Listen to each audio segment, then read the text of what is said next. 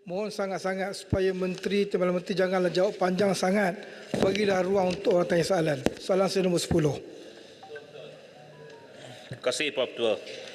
Saya janji akan jawab dengan pendek. Untuk makluman anda yang berhormat, Kerajaan Madani yang dipimpin oleh Yang Berhormat Perdana Menteri memahami akan kekangan kewangan yang dihadapi oleh golongan P40 dan belia untuk mendapatkan lesen memandu di Institut Memandu. Atas keprihatinan tersebut, Kementerian Pengangkutan melalui Jabatan Pengangkutan Jalan telah memperuntukkan sebanyak 4.7 juta ringgit bagi program My Lesen tahun 2023 yang telah memanfaatkan 13,000 peserta daripada golongan B40 dan belia untuk mendapatkan lesen yang sewajarnya secara percuma dan seterusnya membuka peluang pekerjaan di dalam sektor gig ekonomi, pengangkutan awam dan pelancongan. Sehingga 19 November 2023, jumlah peserta yang telah berdaftar di IM bagi mendapatkan lesen terlibat secara percuma adalah sebanyak 9,994 peserta. Program ini bertujuan untuk menjadi pemangkin kepada golongan B40, khususnya ketua isi rumah untuk menjana pendapatan melalui manfaat lesen yang diperolehi daripada inisiatif ini, di samping memberikan kesedaran mengenai peraturan dan aspek keselamatan jalan raya melalui kehadiran ke sesi kelas, latihan dan ujian. Individu yang berminat akan dikendaki menjalani program ini selama 3 hingga 5 bulan dengan kerjasama Institut Memandu di seluruh Malaysia bagi tujuan sesi latihan, kelas dan ujian. Terima kasih. Hulu Selangor. Terima kasih YB Menteri. Soalan saya tambahan ini berkait dengan warga asing sebenarnya yang memandu tanpa lesen, dan saya yakin mereka ramai yang tak ada lesen. Dan saya cuma ingin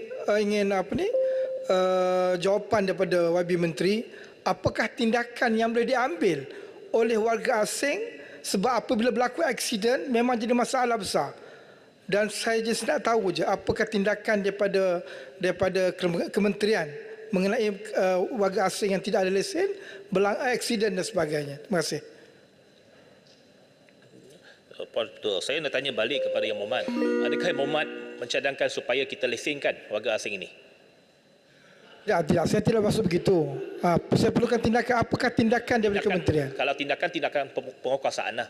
Tindakan penguasaan dijalankan sepanjang masa oleh pihak polis, pihak CPJ. Dua-dua pihak penguasaan ini di atas Undang-Undang Jalan Raya, kita kuasakan undang-undang, dan kalau ada sekatan-sekatan jalan raya, kita melihat kalau ada pemandu-pemandu yang dilihat mungkin bukannya warga tempatan, dia boleh diberhentikan dan dikuasakan undang-undang. Jadi akan disaman dan sebagainya. Jadi walaupun kita menjalankan penguasaan, sudah tentu kadang-kala tidak dapat kita pastikan semua mematuhi peraturan tersebut, dan ada juga di kalangan warga asing yang memandu, dan kadang-kala kalau terlibat dalam kemalangan jalan raya, pelbagai kesan sampingan akan timbul. Jadi itu juga merupakan satu dilema yang kita hadapi. Pada satu pihak kita tak bersetuju untuk melesenkan mereka, tetapi pada masa yang sama sudah tentu ramai warga asing di negara kita kalau yang mungkin dia terlibat juga dalam pemanduan kereta dan sebagainya, termasuk juga kenderaan-kenderaan perdagangan. Namun begitu, penguasaan yang tegas sentiasa diambil. Terima kasih. Batang lupa. Terima kasih pada Puan Speaker. Berkenaan dengan program My Lesen yang telah dimaklumkan oleh Yang Berhormat Menteri, saya berterima kasih kepada pihak kementerian kerana di kawasan saya Batang Lupa hampir 2,000 peserta yang telah mengikuti program My Lesen ini. Tapi saya ada soalan, pertanyaan saya adalah boleh tidak pihak kementerian untuk memansuhkan keseluruhan kos untuk program My Lesen ini, memandangkan pada masa sekarang peserta yang ingin menyertai My Lesen ini dikenakan bayaran oleh IM yang terlibat, iaitu sebanyak 250. Apakah pihak kerajaan merancang untuk memansuhkan dan pihak kerajaan menanggung subsidi untuk program My Lesen ini? Terima kasih. Yang Berhormat, yang pertamanya, program My Lesen B2 ini memang percuma. Tapi dia hanya kepada golongan sasaran saja, iaitu kepada kumpulan B40. Seperti yang saya nyatakan, untuk tahun 2023 ini, 9,000 orang telah mendapat 9,994 orang telah pun mendapat dalam program My Lesen ini. Dia ada juga sebahagian, walaupun keseluruhannya 13,000, sebahagiannya untuk GDL dan juga PSB dan sebagainya. Untuk B2 ini, memang kalau kita nak hapuskan keseluruhan dan menanggung keseluruhannya, implikasi kewangannya cukup besar. Tetapi pada tahun hadapan kita nak memperbesarkan lagi ataupun memperluaskan lagi program B2 ini kepada lebih ramai peserta dengan memberikan bayaran secara percuma. Iaitu kita akan mencari pendekatan bagaimana kita dapat menampung perbelanjaan tersebut. Jadi tahun depan kita akan cuba menambah bilangan peserta yang mendapat B2 secara percuma ini. Terima kasih. Yang berhormat, sekarang tamatlah sesi untuk waktu pertanyaan-pertanyaan bagi jawab lisan pada hari ini. Terima kasih Yang Berhormat.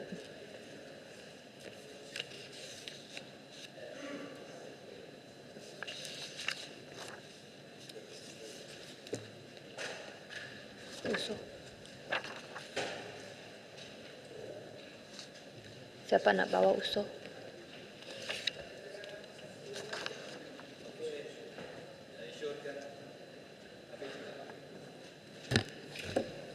Menteri saja.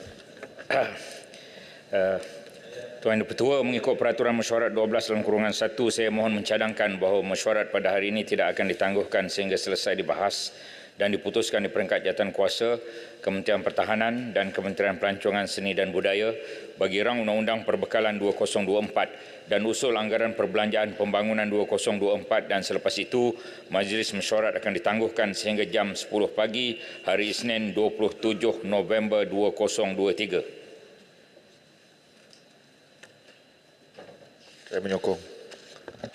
Ahli-ahli yang berhormat, sekarang saya kemukakan masalah kepada majlis untuk diputuskan. Masalahnya ialah usul seperti yang dikemukakan tadi hendaklah disetujukan. Ahli-ahli yang bersetuju kata bersetuju. Yang tidak kata tidak. Lebih suara bersetuju. Usul disetujukan. Atura urusan mesyuarat dan usul-usul menyambung semula pertimbangan ke atas rang Undang-Undang Perbekalan 2024 DR 31/2023 dan usul anggaran perbelanjaan pembangunan 2024 dalam jawatankuasa sebuah buah majlis. Majlis dalam jawatan kuasa.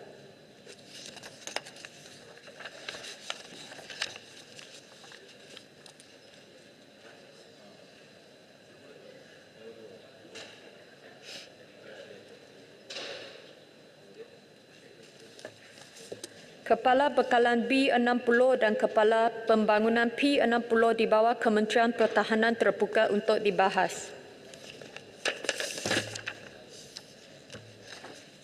Senarai pembahas adalah seperti berikut.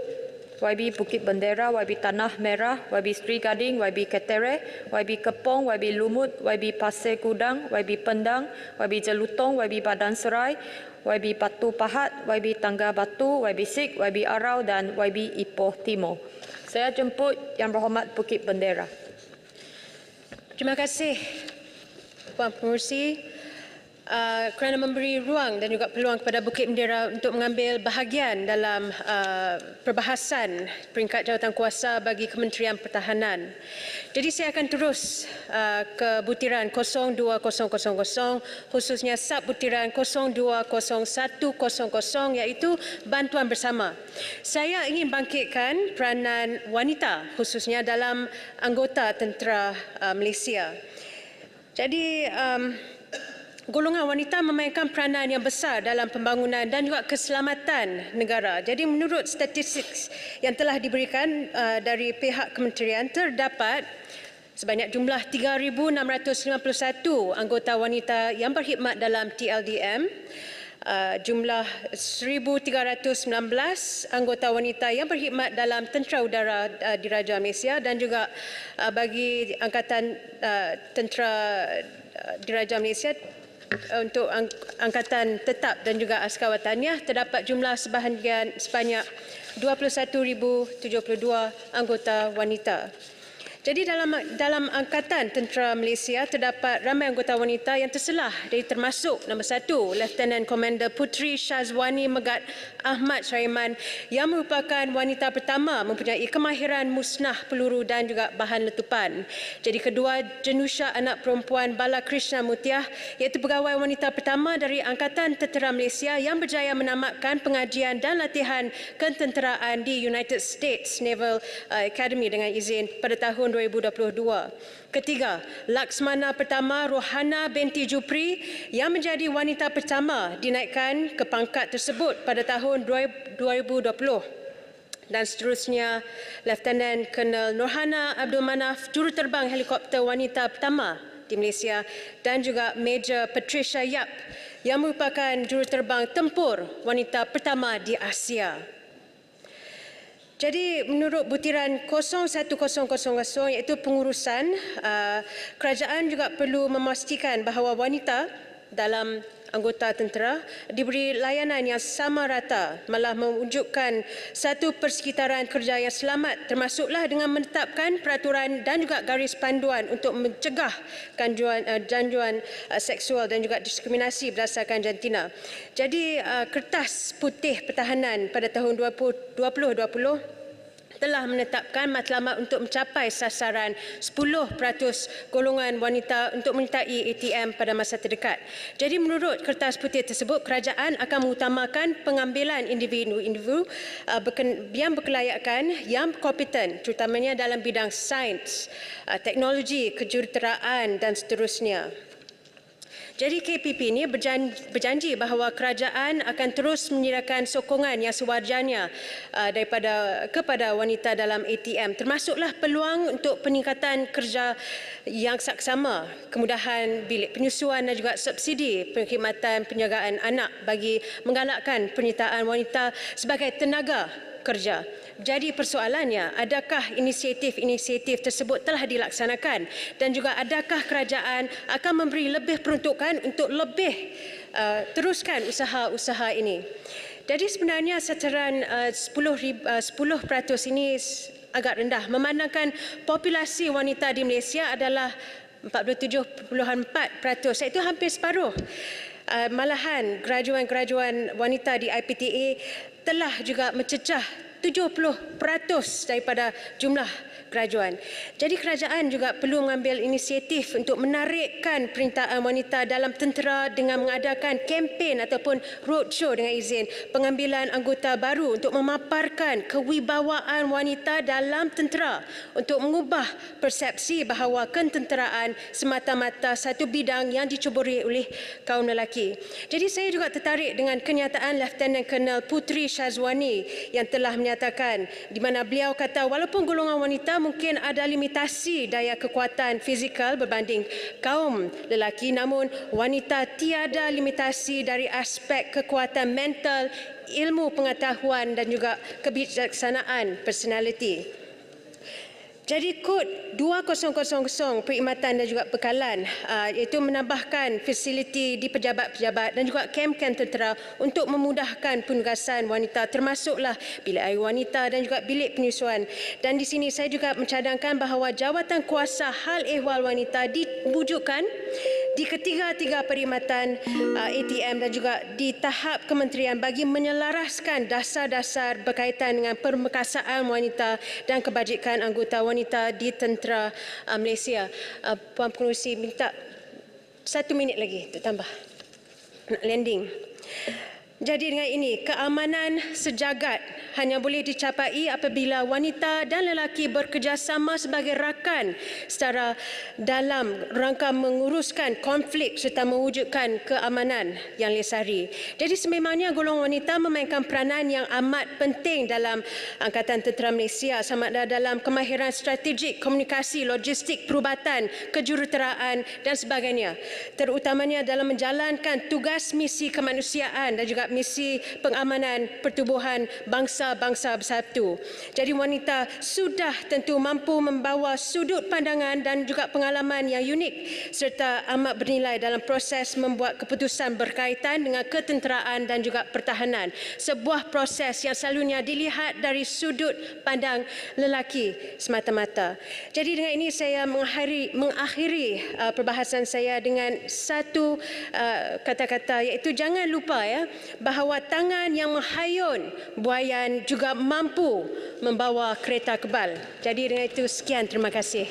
Terima kasih Yang Berhormat Bukit Bendera. Saya jemput Yang Berhormat Tanah Merah. Bismillahirrahmanirrahim. Assalamualaikum warahmatullahi wabarakatuh. Terima kasih Tuan Yang Ketua Speaker dan juga terima kasih kepada kehadiran Mehan dan timbalannya. Ini menunjukkan kedua mereka ni prihatin dan cakna kepada isu yang dia akan kita semua bangkitkan. Tahniah. Saya akan membangkitkan beberapa butiran yang saya anggap penting dalam usaha kita untuk melindungi kepentingan dan menjaga kebajikan anggota tentera bagi membantu mereka melaksanakan tugas menjaga kedaulatan negara. Keterjaminan kemajuan negara yang berterusan bergantung kepada aspek kesiagaan Angkatan Tentera Malaysia mempertahankan kedaulatan, sempadan dan perairan negara adalah satu kewajipan semua pihak memberi perhatian penuh terhadap aspek kebajikan anggota dan ahli keluarga mereka secara berterusan. Tuan Yang Di-Pertua, saya ingin merujuk kepada butiran 030800 head to toe di bawah program khusus 030000 yang berjumlah 140 juta di mana jumlah peruntukan yang sama juga telah diberikan kepada MINDEF pada tahun sebelumnya untuk tahun ini. Saya mohon bertanya kepada MINDEF mengenai pelaksanaan perolehan pakaian sukan untuk anggota tentera di bawah ketiga-tiga cabang perkhidmatan iaitu laut, darat dan udara. Saya kerap menerima cadangan dan juga rungutan mengenai pelaksanaan perolehan pakaian dan kasut sukan untuk anggota tentera khususnya kepada prajurit muda yang menyertai Angkatan Tentera Malaysia. Saya difahamkan pada ketika ini MINDEF melaksanakan perolehan bagi pakaian sukan termasuk kasut dan stokin sukan untuk barangan yang tiada jenama. Dalam bahasa pasar di sini kita panggil cak ayam, maaf ya, ataupun kurang bermutu. Ini berbeza dengan pelaksanaan perolehan di negara jiran kita di Singapura yang memilih jenama berantarabangsa untuk anggota tentera mereka yang terbukti berkualiti tinggi iaitu jenama New Balance. Saya percaya jumlah 140 juta yang diperuntukkan untuk tahun 2024 dan juga 2023 kalau digabungkan berjumlah 280 juta cukup untuk MINDEF melaksanakan perolehan bagi pakaian sukan yang berkualiti tinggi dan berjenama antarabangsa. Mungkin sudah tiba masanya MINDEF untuk mempertimbangkan perolehan secara tender terbuka antarabangsa bagi program head to toe ini memperolehi pakaian sukan berjenama kualiti contohnya Nike, Adidas, Under Armour ataupun New Balance agar anggota tentera kita sentiasa dibekal dengan barangan berkualiti tinggi dan tahan lasak. Hari Minggu ke pekan selama sehingga sementara melihat orang mengayam. Berikan tentera kita barang berjenama, jangan diberikan barang cak ayam.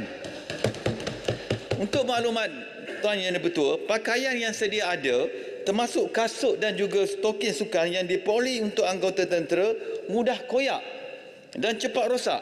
Ianya juga tidak melalui inspection di dalam maklumat sukan secara intensif. Selain daripada pakaian sukan, saya juga ingin mencadangkan perkara yang sama turut dibuat bagi keperluan pakaian lain untuk anggota tentera seperti pakaian dalam, tudung wanita, tracksuit dan lain-lain. Saya minta penjelasan daripada MINDEF mengenai perkara ini. Kalau Dewan Yang Mulia ini boleh diberitahu siapakah pembekal, lagi bagus. Untuk beritaran kedua, saya rujuk 08400 Perumahan untuk Anggota Tentera Malaysia juga di bawah program khusus 030000 di mana peruntukan untuk tahun 2024 adalah berjumlah 917.43 juta iaitu bertambah sangat banyak berbanding peruntukan untuk tahun ini iaitu yang tahun ini berjumlah 285.9 juta. Tuan Yang Di-Pertua, kita sedia maklum bagi projek pembangunan sama ada bina baru atau perbaikan prosedur perolehan akan memakan masa yang lama meratasi tahun kewangan fizikal iaitu daripada proses pengiklanan kepada anugerah tender. Saya mohon bertanya kepada MINDEF untuk peruntukan tahun ini iaitu 2023 berjumlah 285.9 juta, berapakah jumlah yang berjaya dibelanjakan? Apakah MINDEF juga melaksanakan pindaan terhadap peruntukan yang diterima bagi tujuan perbaikan rumah untuk tahun 2023 kepada butiran lain? Kenapa saya tanya soalan ini adalah peruntukan untuk tahun 2024 begitu banyak iaitu 3 kali ganda. Apakah jaminan MINDEF peruntukan begitu banyak akan dapat dihabiskan pada tahun ini juga tanpa sebarang pindaan kepada butiran BOT yang lain? Selain daripada itu juga saya ingin penjelasan daripada MINDEF daripada peruntukan 917.43 juta peruntukan untuk tahun hadapan, berapakah yang akan dibelanja untuk perbaikan rumah keluarga Angkatan Tentera yang lama? Ini kerana pada tahun ini kerajaan telah memperuntukkan sejumlah 400 juta hanya untuk perbaikan rumah rekat Kenapa saya bangkit kepada ini adalah melalui perbincangan dan pengetahuan saya, kebanyakan rumah rekat yang dibina pada tahun 1970-an iaitu blok flat 4 tingkat, ianya sudah tidak lagi sesuai dibaiki. Blok-blok ini mengalami banyak masalah seperti sistem wire elektrik yang usang, sistem kumbahan yang tersumbat dan bangunannya berbahaya untuk terutama kepada anak-anak kecil. Justru sebagaimana yang saya bangkitkan di Dewan Yang Mulia sebelum ini adalah lebih baik cadangan pembaikan rumah rekat 4 tingkat ini tidak dilakukan dan Mindef disyorkan meroboh saja flat 4 tingkat yang ada dan membina rekat yang baru yang lebih kondusif dan selesa untuk anggota tentera. Saya mohon palu-malah kepada Mindef perkara ini. Saya juga ingin merujuk kepada K2 lagi sikit lagi ya. Saya juga ingin merujuk butiran 01200 pendidikan dan pembangunan pertahanan sebanyak 36.7 juta. Saya mohon penjelasan kepada Mindef mengenai status pelaksanaan makmal kotak hitam di strike yang sepatutnya sudah mampu menjalankan analisis cockpit voice recorder CVR dan juga analisis black box atau kotak hitam pesawat sekiranya berlaku kemalangan udara di Malaysia. Saya ingin merujuk kepada 2 insiden udara terbesar yang pernah dialami oleh negara iaitu melibatkan pesawat MH370 dan juga pesawat MH17 pada tahun 2015 di mana susulan daripada kajian itu sewaktu 5/2017 kerajaan telah mengumumkan usaha negara untuk mempunyai keupayaan menganalisis kotak hitam sendiri berbanding ia dihantar ke luar negara. Saya juga rujuk insiden terkini yang berlaku di lebuh raya Gatri Elmina pada 17 Ogos tahun ini yang lalu di mana Menteri Pengangkutan mengumumkan CVR pesawat berkenaan akan dihantar ke luar negara untuk dianalisis. Soalan saya kepada Mindef, apakah strike masih tidak mempunyai makmal kotak hitam sebagaimana yang diumumkan pada 5/2017 yang lalu? Mengapakah perkara ini tidak direalisasikan walaupun sudah banyak insiden kemalangan pesawat berlaku sama ada di Malaysia maupun di rantau ini? Di mana nilai tambah strike dengan peruntukan berjumlah 36.7 juta sekiranya CVR pun masih belum boleh dianalisis dalam negara. Selain itu juga saya mohon bertanya mengenai program antarabangsa yang akan dilaksanakan di Tropical Training Center TTC di bawah strike untuk tahun hadapan. Berapakah berapakah peruntukan yang akan disediakan bagi membangunkan program-program pembangunan di TTC bagi merelasikan aspirasi menjadikan strike atau TTC sebagai pusat rujukan utama dunia? Saya khawatir peranan strike walaupun dengan peruntukan begitu banyak hanya akan dihadkan kepada pusat persenjataan ujian persenjataan ringan iaitu rifle atau peluru saja berbanding ianya yang dikembangkan lagi kepada bidang-bidang berkaitan keselamatan dan pertahanan yang lebih luas seperti kajian vaksin maupun bidang berkaitan senjata biologi dan biokimia. Akhir sekali Datuk Yang Bertua, saya juga Terima kasih Yang Berhormat Tanah Merah. Tutup dah ni. Akhir sekali Yang Tertua, janji Menteri untuk memberi jawapan bertulis di peringkat dasar masih belum saya dapat hingga hari ini. Saya harap janji itu dapat dilaksanakan segera. Selesai sudah ucapan bahas diberi. Semoga mendapat perhatian Menteri. Jasa tentera banyak tak terperi. Kebajikan mereka harus diteliti Pak Menteri. Terima kasih. Terima kasih Yang Berhormat. Saya jemput Yang Berhormat Sri Gading. Assalamualaikum warahmatullahi wabarakatuh. Salam tengah hari. Terima kasih pengurusi.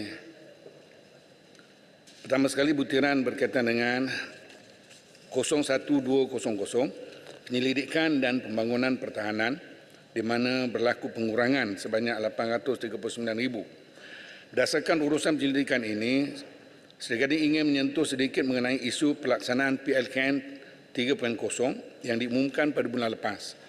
Di dalam perkara ini ada perkara melibatkan penyelidikan dan pihak kementerian juga ada memaklumkan kementerian akan memaklumkan penyelidikan akan dijalankan bagi menambah baik inisiatif PLKN 3.0. Jadi soalan saya, adakah kerajaan bersedia membuka ruang kepada NGO atau CSO bagi menjadi sebahagian jawatan kuasa khas dalam menyiapkan kajian dan laporan penuh pelaksanaan PLKN 3.0. Kerana NGO dan CSO ini merupakan organisasi yang banyak melakukan libat urus bersama komuniti dan akar umbi.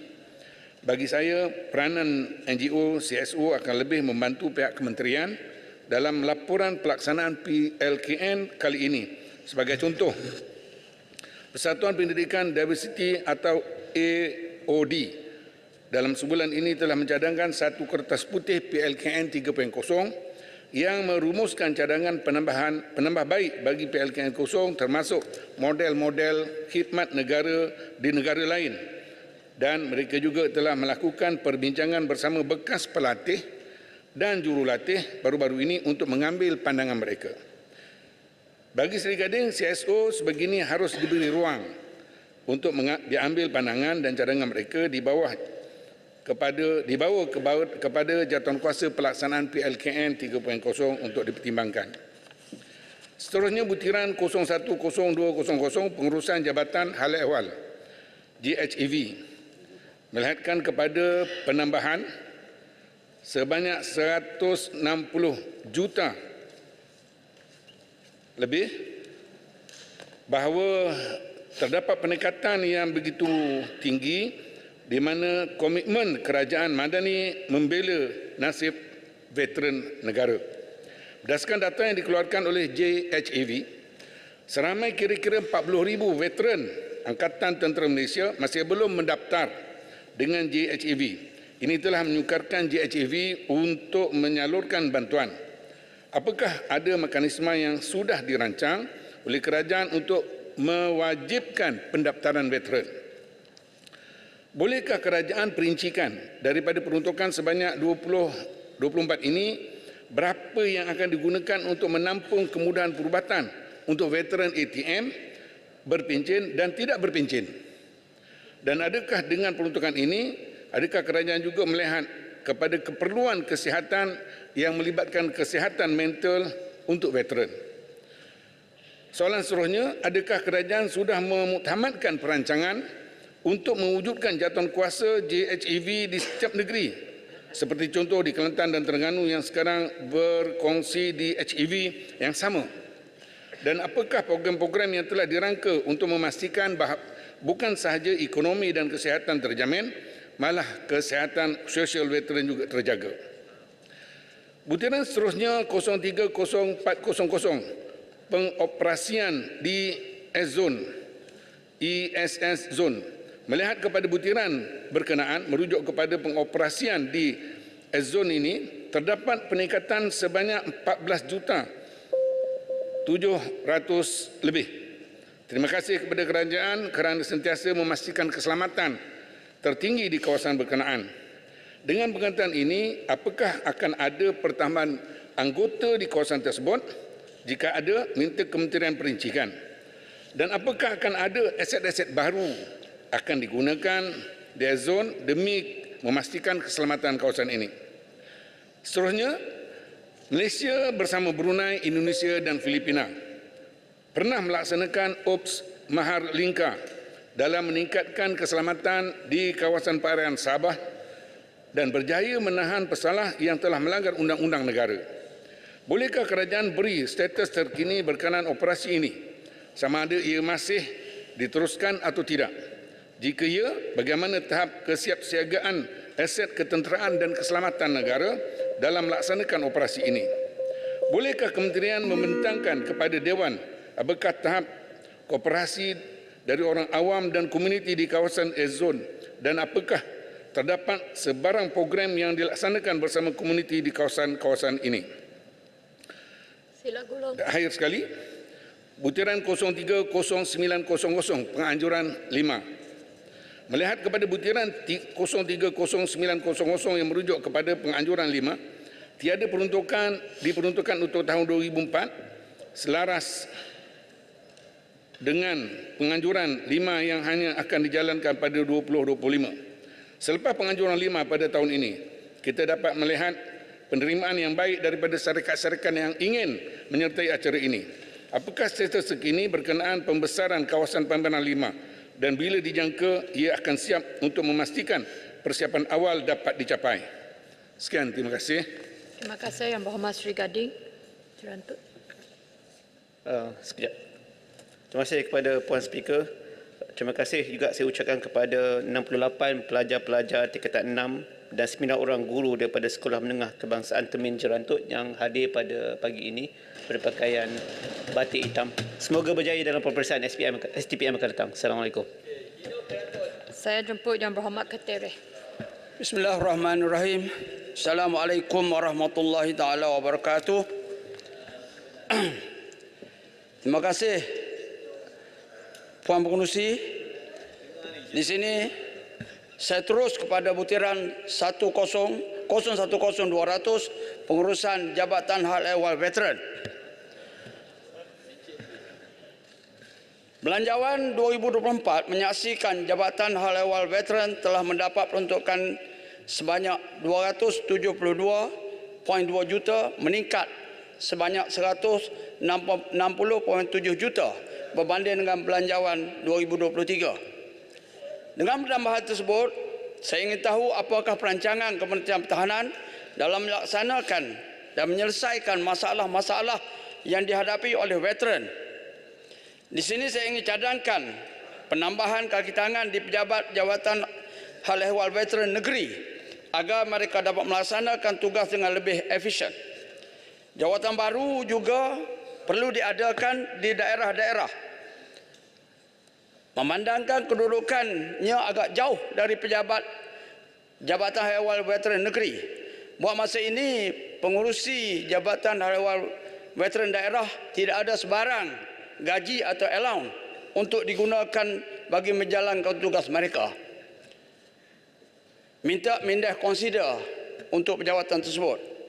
Merujuk kepada Kod Objek Am 40000 pemberian dan kenaan bayaran tetap, yang mana untuk belanjawan kali ini telah diperuntukkan sebanyak 231.2 juta, di mana meningkat sebanyak 155.5 juta berbanding belanjawan 2023. Di sini saya ingin tahu butir-butir pembelanjaan dan adakah ia dibelanjakan mengikut keutamaan. Seterusnya saya merujuk kepada butiran 010200 juga, isu pelarasan pencen. Isu pelarasan pencen ini kepada lebih kurang 78,000 lebih veteran yang bersara sebelum 1 Januari 2013. Buat masa ini, ianya tidak perlu lagi dibincang atau dikaji dan hanya perlu laksanakan mengikut undang-undang yang sedia ada. Bayaran pelarasan pencen ini berlandaskan kepada Perlembagaan Persekutuan dan Akta Angkatan Tentera 1972. Perkara 132, Perlembagaan Persekutuan menetapkan dan mengiktiraf ATM sebagai perkhidmatan awam yang utama dalam senarai kedudukan terkanan berbanding dengan perkhidmatan awam yang lain. Perkara 137, Perlembagaan Persekutuan menyatakan Majlis Angkatan Tentera sahaja yang mempunyai bidang kuasa mengenai 3 perkara, iaitu pentadbiran, pemerintahan dan disiplin Angkatan Tentera. Perkara 139 Perlembagaan Persekutuan menyatakan Suruhanjaya Perkhidmatan Awam tidak ada bidang kuasa terhadap ATM dan telah dikeluarkan daripada senarai perkhidmatan di bawah tanggungjawabnya. Seksyen 187 Akta Angkatan Tentera 1972 menyatakan Majlis Angkatan Tentera telah diberi bidang kuasa undang-undang membentuk satu peraturan pencen, ganjaran dan lain-lain faedah ATM 1982. Peruntukan di bahagian 5 peraturan angkatan tetap, pencen, ganjaran dan faedah lain 1982 merupakan garis panduan pelaksanaan pencen veteran ATM yang diperlakukan oleh Majlis Angkatan Tentera. Sudah lebih 10 tahun mereka menunggu pelaksanaan pencen ini dilaksanakan kerana ianya hak mereka dan wajib dijelaskan oleh kerajaan. Ingin saya ingatkan sekali lagi kepada Kementerian Pertahanan bahawa veteran ini bukan menagih simpati daripada kerajaan, tetapi menuntut hak mereka. Untuk makluman Datuk Pengerusi dan semua ahli-ahli Dewan yang mulia, sejak tahun 2013 saya tidak pernah mendengar satu pun Menteri Pertahanan, termasuk Menteri Pertahanan sekarang, yang dah menerajui kementerian hampir setahun membawa isu ini untuk dibincang dalam musyawarah kabinet. Kalau ada bagi tahu saya. Tapi saya tak dengar, tak pernah dengar lagi. Di sini saya menggesa. Betul, saya bagi penerangan. Nanti dulu kejap. Macam saya nak mana Ketereh tahu saya tak pernah bawa? Itulah saya kata. Kalau ada bagi tahu saya. Saya Tapi dah bawa. saya tak dengar. Saya ada buat banyak kali. Kena bagi tahulah. Tapi tuduhan tu tarik balik lah. Saya tarik balik kalau benda tu dibawa di ni. Saya bawa ke kabinet. Tuduhan tadi mengatakan saya tak bawa, tarik balik. Minta tarik balik. Kerana itu tuduhan. Itu bukan kenyataan. Bukan itu satu tuduhan. Saya kata dengar dulu. Saya kata kalau bawa okey, kalau tak bawa bawalah. Tarik balik. Tarik balik. Okey, tariklah. Okey, terima kasih. Di sini saya menggesa pimpinan Kementerian Pertahanan sekarang untuk membawa isu pelarasan pencen ini dibincang dalam Majlis Angkatan Tentera dan seluruhnya membawa perkara ini ke mesyuarat kabinet akan datang untuk diluluskan. Di sini saya juga ingin tahu berapa implikasi kewangan yang melibatkan pelarasan pencen ini dan apakah rancangan Kementerian Pertahanan selepas ini untuk menyelesaikannya. Saya harap selepas ini tiada lagi jawapan daripada Menteri Pertahanan untuk mengkaji atau berbincang atau apa-apa lagi kerana undang-undang yang sedia ada dah cukup untuk membuktikan kenapa kerajaan wajib melaksanakan pelarasan pencen dengan serta-merta. Akhir kata, saya gulung. Saya ingin tegaskan di sini, sekiranya pembayaran ini tidak dilakukan sekarang, sudah tentu dalam tempoh 10 tahun lagi 2/3 daripada jumlah veteran ini membuat tuntutan yang sudah tiada lagi dunia ini. Minta mereka panjang umur. Memandangkan usia rata-rata sudah melebihi 70 tahun. Ini satu pengkhianatan oleh Kementerian Pertahanan dan Kerajaan Malaysia kerana veteran yang bersara sebelum 1 Januari 2013 dan mereka berdosa kepada mereka. Kerajaan berdosa kepada mereka kalau tidak menjelaskan hutan mereka yang tertunggak sejak 10 tahun yang lalu. Sekian, terima kasih. Terima kasih Yang Berhormat Ketere. Saya jemput Yang Berhormat Kepong. Terima kasih Puan Yang di-Pertua. Saya merujuk kepada butiran 00400. Dewan boleh melihat kepada angka di bawah butiran ini kelengkapan. Dia meningkat tiap tahun. Dari tahun 2022 1.2 bilion, tahun ini 1.6 bilion dan tahun depan hampir 2 bilion ringgit. Jadi saya nak kementerian menjenaraikan projek apa di butiran ini yang memerlukan perbelanjaan sehingga 2 bilion ringgit ini. Dan dalam pada itu saya ingin sentuh isu projek kapal tempur pesisir LCS dengan izin yang terbelangkai dan sudah lama dibincang dan sehingga kini kerajaan tidak dapat memberikan satu penjelasan yang memuaskan kepada rakyat umum. Soalan utama yang semua orang tanya-tanyakan ialah projek ini telah gagah tetapi kerajaan masih perlu tambah peruntukan tambahan sebanyak 2.1 bilion ringgit kepada kos asal 9.128 bilion. Bukankah tema-tema projek perolehan 6 kapal LCS ini untuk tentera laut telah ditetapkan dan surat persetujuan telah ditandatangani dengan syarikat Boasted Naval Shipyard Sdn Bhd BNS sejak tahun 2014. Mengapa BNS tidak disenilai hitam, didenda dan disaman oleh kerajaan? Mengapa kerajaan perlu membayar lagi 2.1 bilion ringgit kepada BNS? Tindakan kerajaan ini langsung tidak masuk akal dan tiada logik.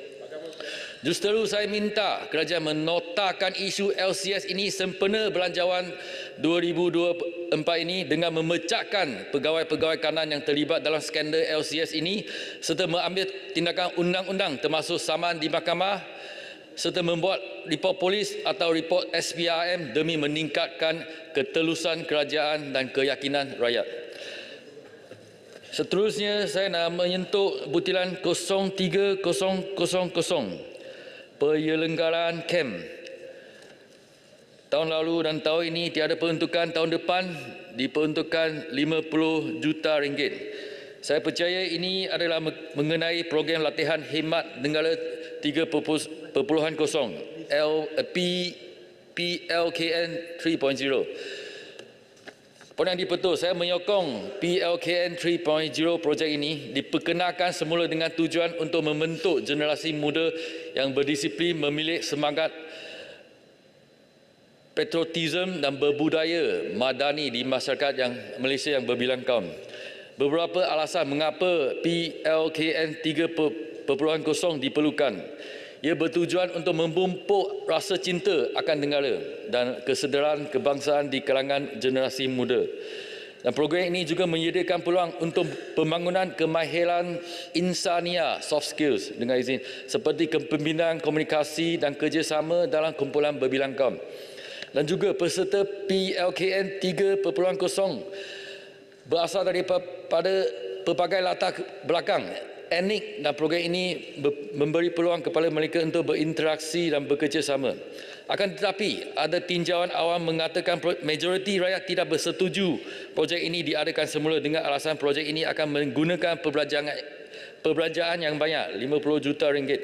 Oleh itu, saya bercadangkan kepada kerajaan untuk menekankan keperluan dan kebaikan-kebaikan PLKN ini kepada rakyat melalui kempen di sosial media, TV, radio dan sebagainya. Saya juga mencadangkan kepada kerajaan melibatkan SPRN dalam perbelanjaan PLKN ini, khususnya perbelanjaan kepada pembekal supplier projek.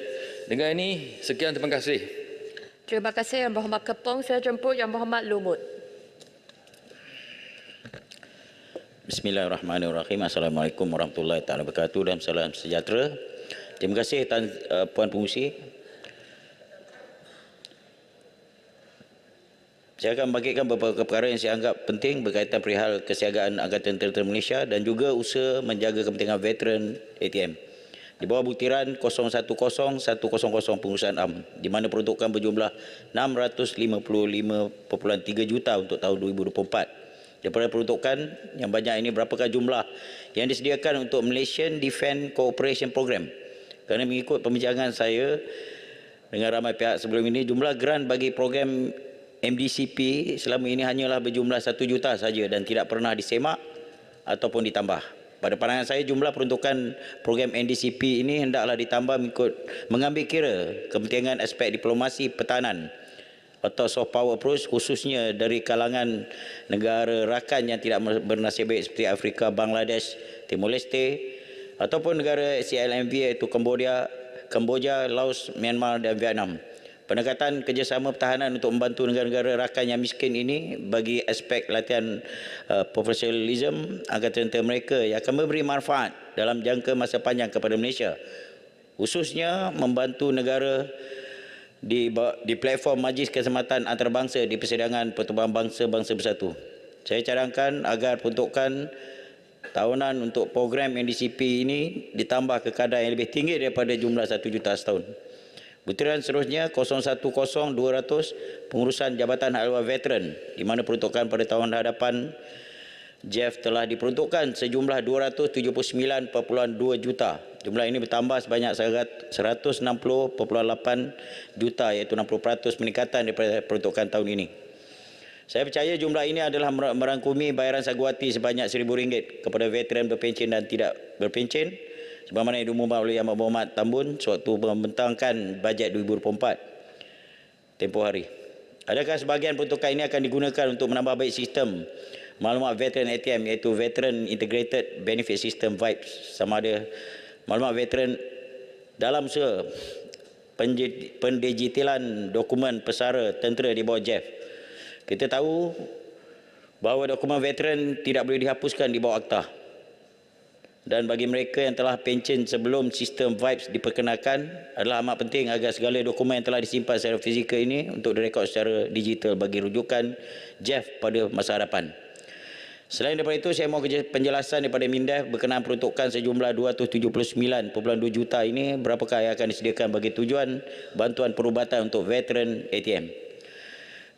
Puan Pengerusi, untuk butiran 030100 bertugas ke luar negara di bawah program khusus, di mana peruntukan untuk tahun 2024 adalah berjumlah 17.9 juta, itu bertambah sedikit berbanding peruntukan tahun ini. Saya mohon penjelasan berapakah peruntukan yang perlu kerajaan tanggung untuk operasi pejabat penasihat ketenteraan di Laos, Afrika Selatan dan Jordan untuk tahun ini, dan juga peruntukan yang disediakan untuk tahun hadapan. Mengapa saya tanya soal ini adalah kerana pejabat Defence Attaché di seluruh dunia yang dilaksanakan oleh MINDEF tidak semuanya aktif membina hubungan ketenteraan atau kerjasama pertahanan dengan Malaysia. Sebagai contoh, untuk negara Afrika Selatan, Jordan dan juga Laos, negara-negara ini boleh diuruskan secara kluster dengan penempatan pejabat DA di negara yang lebih aktif dalam rantau yang sama. Sebagai contoh, untuk isu melibatkan hubungan ketenteraan dengan negara Myanmar atau Laos, hubungan kerjasama pertahanan boleh diuruskan oleh pejabat DA dari Bangkok. Dan pejabat DA sama ada di Afrika Selatan atau Jordan boleh dipertimbangkan penutupan. Ini akan lebih menjimatkan ruang awam memandangkan kerajaan bukan saja perlu menanggung allowance bertugas luar negara, pegawai dan juga kaki tangan pejabat DA yang tidak aktif, malah perlu membiayai aspek kesewaan bangunan dan kos-kos penyelenggaraan lain serta sebagainya. Sekian, terima kasih.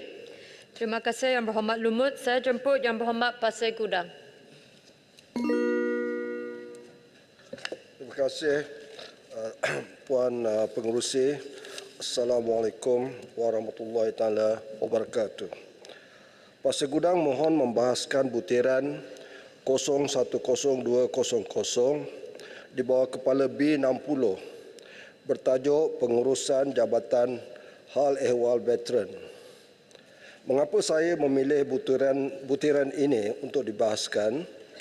Jawapannya kerana saya ingin menunaikan janji saya kepada veteran Angkatan Tentera Malaysia di Pasir Gudang dan di Johor.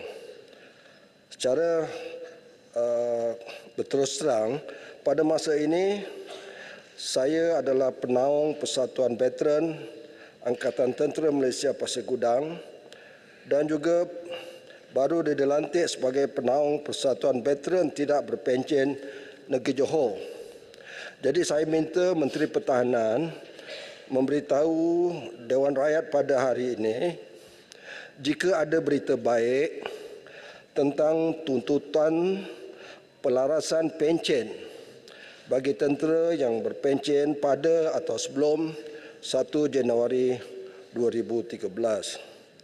Saya juga minta Yang Berhormat Menteri Pertahanan menjelaskan dengan jelas apakah skim bantuan yang kerajaan sekarang beri kepada veteran-veteran tidak berpencen, khususnya melalui belanjawan 2024. Kembali kepada butiran 010200,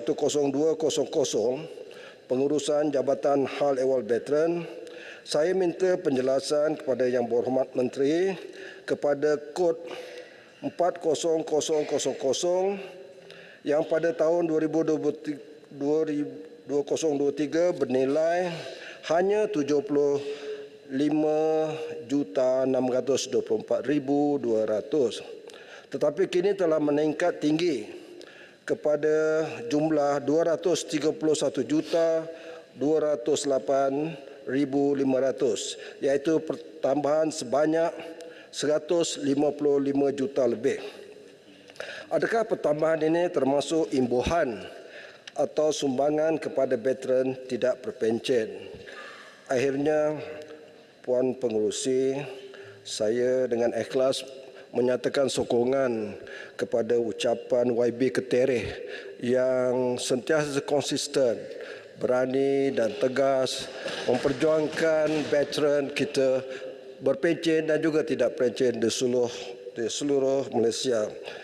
Mohon ucapan saya ini diberi perhatian oleh yang kita kasihi Yang Berhormat Menteri Pertahanan. Sekian, Puan Pengerusi. Assalamualaikum warahmatullahi wabarakatuh. Saya mengambil kesempatan ini untuk mengadukan rombongan daripada Sigma Gabungan Mahasiswa Islam Se-Malaysia Agamis ke Dewan Yang Mulia ini. Selamat datang. Saya jemput Yang Berhormat Pendang. Bismillahirrahmanirrahim. Assalamualaikum warahmatullahi wabarakatuh. Terima kasih Tuan Pengerusi. Pertamanya saya nak mengucapkan terima kasih kepada Tentera Udara Diraja Malaysia bila saya hadir di pameran 5. Saya dapati Tentera Udara Malaysia telah mengeluarkan juruterbang yang sangat berkualiti, standing dengan negara-negara maju. Alhamdulillah, terima kasih. Saya nak terus menyentuh berkenaan dengan butiran 020400 pertahanan udara. Bagi butiran ini, pertahanan udara memperolehi peningkatan yang signifikan berdasarkan peningkatan peruntukan bagi 2024 iaitu sebanyak 1.971 bilion berbanding dengan 1.75 bilion pada 2023. Saya juga ingin membangkitkan isu berkaitan dengan tender antarabangsa yang bertajuk For the Supply, Delivery, Testing and Commissioning of One Unit 3D Air Defence Long Range Radar, complete with ancillary equipment. LRR ini associate support and design and build of infrastructures to the Royal Malaysian Air Force and the Government of Malaysia. Dengan izin bernomor tender KP/PERO 3B/T172/2021/DE. Pemilihan syarikat Thales daripada Perancis didakwa telah dimuktamadkan melalui edaran ataupun luar sidang apa yang saya dipahamkan tanpa melalui proses jawatankuasa perolehan Menteri Kewangan JPMK oleh Kementerian Kewangan. Kelulusan ini dikatakan diberikan sendiri oleh Menteri Kewangan melibatkan syarikat Global Committed Sdn Bhd yang dilantik oleh Thales. Terkini, MINDEF dikatakan membenarkan syarikat Thales untuk mengurangkan skop kerja di dalam tender ini tanpa menurunkan harga tawaran. Perbincangan ini dikatakan atas permintaan pihak syarikat Thales sendiri dan dilayan oleh MINDEF dan TUDM. Tadi saya puji, tak betul juga. Alasan yang digunakan oleh MINDEF untuk meluluskan tender ini kepada syarikat Thales kononnya adalah atas dasar commonality. Sedangkan harga yang ditawarkan oleh pihak syarikat Thales adalah yang termahan, yang keempat dalam senarai 5 yang dipilih. Barang yang ditawarkan pula adalah prototipe dan kemudian diberi kemudahan pengurangan skop tanpa pengurangan kerja. Ini jelas membuktikan pemilihan syarikat Thales ini adalah atas dasar monopoli dan bukan commonality. Seperti yang diwar-warkan oleh pihak atasan Kementerian Pertahanan. Pihak Kementerian Kewangan pula dikatakan hanya bertindak sebagai postman di dalam tender ini tanpa menilai dan memastikan pemilihan syarikat yang disyorkan oleh Kementerian Pertahanan ini adalah sahih, telus dan menjimatkan kewangan kerajaan ataupun kewangan rakyat. Alasan yang diberikan oleh kementerian adalah ini ialah pilihan pengguna end user. Sedangkan laporan yang diangkat kepada kementerian telah dipalsukan oleh pihak pengguna dan pihak Kementerian Kewangan telah pun dimaklumkan tentang penipuan ini. Sila beri penjelasan tentang apa yang saya sebut ini kalau betul. Jawapan seperti ini adalah pilihan end user adalah jawapan selamat pihak kementerian tetapi merugikan rakyat dan menggadaikan negara. Ini merupakan security negara. Dengan izin, semua pihak sedia maklum pihak Thales terkenal dengan pembekalan produk bermasalah dan memerlukan kos penyelenggaraan yang sangat tinggi dan isu ini bagai sengaja disembunyikan oleh pihak berkepentingan. Thales juga disiasat di Perancis atas satu skandal rasuah besar. Mohon penjelasan terperinci daripada MINDEF termasuk kesnya yang sedang dibicarakan kerana menipu kerajaan India di atas maintenance MiG 2000. Saya sebut dulu. Jadi syarikat Thales ini saya mohon penjelasan daripada terperinci daripada MINDEF. Perancis pula terkenal kerana menjadi negara yang mengepalai agenda boikot minyak kelapa sawit dari Malaysia. Jadi kenapa kita beri kepada syarikat Thales daripada Perancis ini? Syarikat-syarikat Perancis pula terkenal dengan membekalkan produk-produk prototipe kepada Kementerian Pertahanan seperti Airbus 400M, Thales Star Trek dan juga Thales GM403. Dengan izin, pasca pembekalan, kerajaan terpaksa membelanjakan berjuta-juta ringgit untuk membaik pulih aset-aset ini.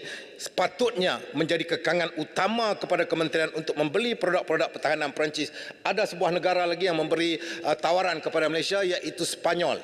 Jadi kita masih lagi rekod-rekod dengan syarikat-syarikat di Perancis ini amat buruk. Jadi ini perlu diberi perhatian kerana kita dah ada dulu kes Kopin. Kita ada kes yang terbaru, kapal terbang hilang, tak ada enjin, kapal selam tak boleh selam. Ini semua. Yang seterusnya berkenaan dengan pertahanan darat. Dah habis dah. Baru satu tajuk. Saya ada 2 tajuk lagi. Sila gulung. Sila gulung. Nak gulung tikak pun tak ada. Okey, saya terus pengulangan kepada butiran B60-10,000 iaitu pengurusan AM. Saya tak ada sentuh pengenaan dengan Kementerian Pertahanan. saya nak sentuh tentera laut. Selalunya saya pergi ke 5 ni, saya akan pergi ke tiga-tiga agensi daripada Kementerian Pertahanan ini, tapi hanya hari itu kat TDM saja saya dapat satu perubahan yang sangat drastik bagus saya ucapkan.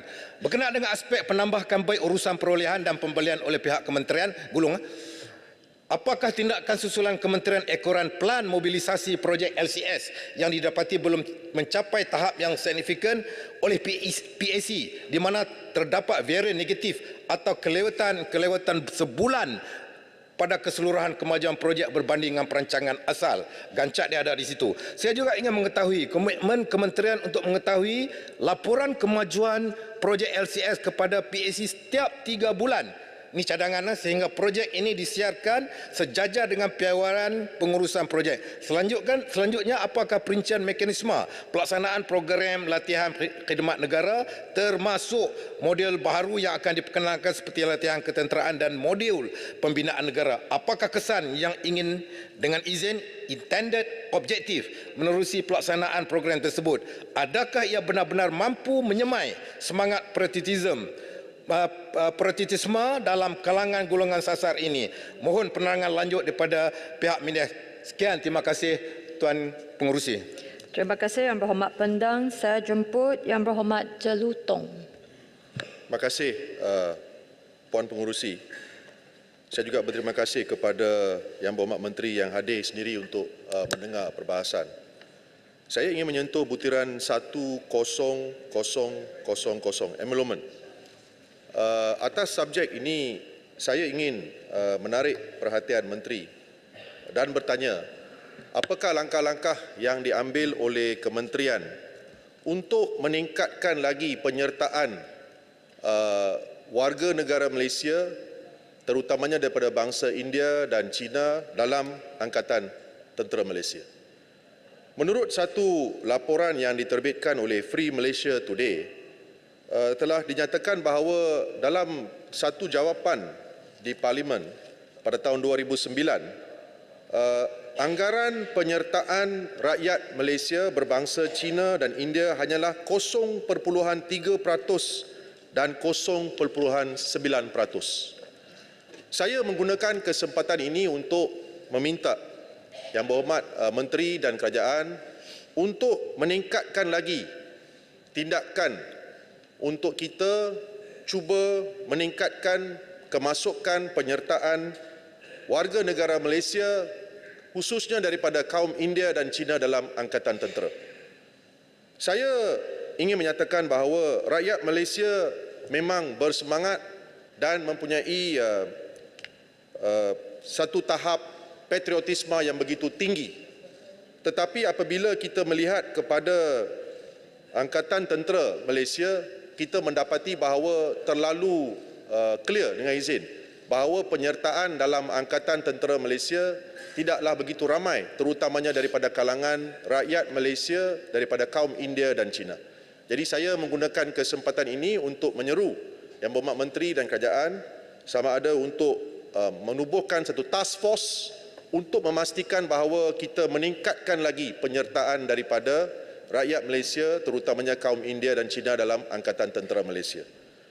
Pada masa yang sama, saya ingin juga menyokong kenyataan Yang Berhormat Kepong tadi tentang kem latihan negara, program PLKN. Saya rasa bahawa ini adalah satu program yang begitu baik yang boleh memupuk perpaduan di antara rakyat Malaysia yang berbilang kaum, terutamanya di antara kalangan pemuda-pemudi kita. Puan Pengerusi tahu, sejak kebelakangan ini ada anasir-anasir di luar negara dan di dalam negara.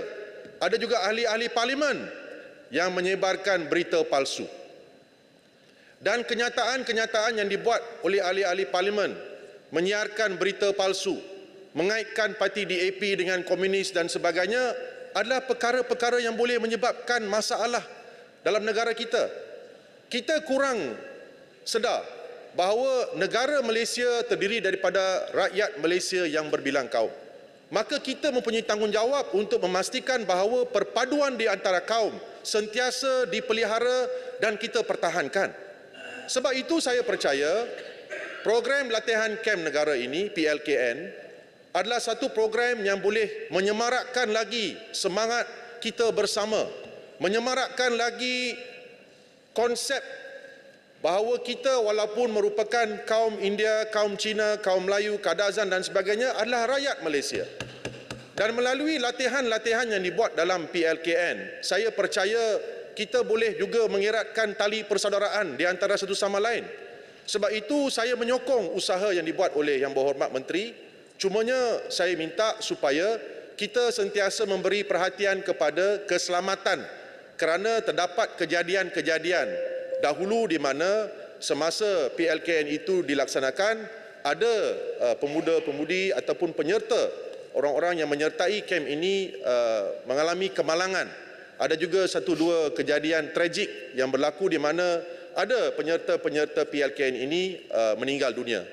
Tetapi saya rata-rata ingin menyokong program ini dan saya berharap bahawa program ini boleh dilaksanakan di seluruh negara.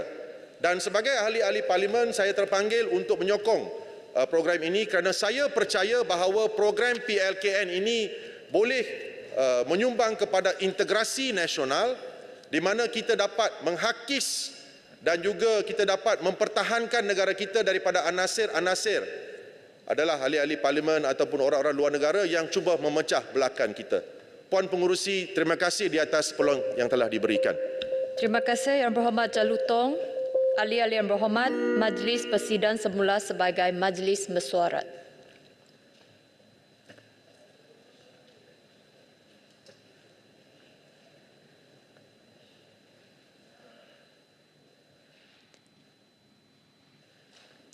Ahli-ahli Yang Berhormat, mesyuarat ditangguhkan dan akan disambung semula jam 2.30 petang nanti. Terima kasih.